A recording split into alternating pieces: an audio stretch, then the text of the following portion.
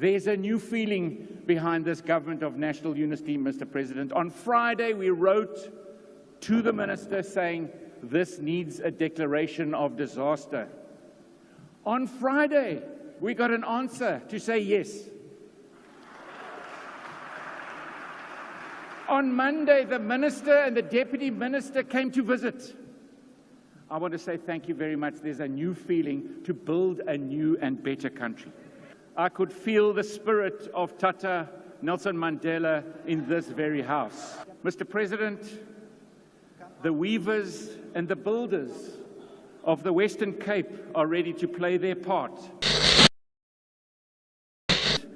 Having Madam Deputy Speaker such as yourself calling me to the stage, can I say, Mr. President, Mr. Deputy President, ministers, honourable members, I must say that yesterday in this very hall, in this august City Hall, when the President made his speech on a very appropriate date, I could feel the spirit of Tata Nelson Mandela in this very house. Mr. President, I could feel the spirit of hope and optimism for our country. And I could feel the same thing in the Lekgotla over the weekend. Hope, optimism, something that together we are going to build a better future for our children and our grandchildren. The responsibility given to each and every one of us by the voters in this country, and for me, by the voters in this very province. Mr. President, the weavers and the builders of the Western Cape are ready to play their part to build South Africa, to play their part in supporting this government of national unity. But, Mr. President, we will not only support the government of national unity, we will also make sure that the Western Cape plays its part in building a better future. But at the same time, we have a lot of work to do, and we will also hold, Mr. President, this government of national unity to account for the citizens of the Western Cape. Sometimes there will be robust debate, because I am absolutely committed to make sure that at the same time, on behalf of the citizens of this great province, the Western Cape, we do the very best we can to build a better Western Cape while we are building a better South Africa. Mr. President, I want to base everything I do on saying that we need to give everyone an absolute fair chance. And therefore, my first point that I want to raise on behalf of the citizens of this province, the Western Cape, that we need to make sure we get our fair share. Mr. President, we know that this province is currently the fastest growing province in South Africa. We heard that at the Lekgotla from the Statistician General. We know that we are now the province with the third most citizens, the third largest population in our country. But, Mr. President, we get the fifth most budget.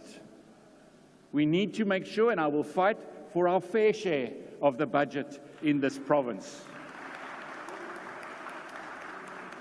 Mr. President, but I will also work with the province of Gauteng and the province of KwaZulu-Natal, because they also need to make sure they get the fair share of budget, because we are fast growing, and I promise you it is education, it is health that feel the brunt, because we have more and more learners and more patients in our hospitals. But, Mr. President, I really do welcome the call yesterday. I welcome this government of national unity's positioning that we feel around a massive disaster. As I speak, and as we walked out for lunch, it was pouring with rain still in this province.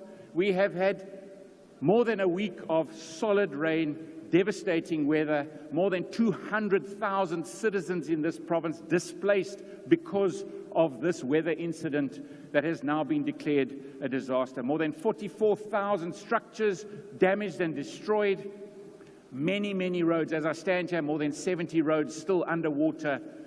But, Mr. President, it is about disasters. And I must say to Minister Schlabise, to the Deputy Minister, to the way that you reacted to this disaster, there's a new feeling behind this government of national unity, Mr. President. On Friday, we wrote to the Minister saying this needs a declaration of disaster. On Friday, we got an answer to say yes. On Monday, the Minister and the Deputy Minister came to visit. I want to say thank you very much. There's a new feeling to build a new and better country.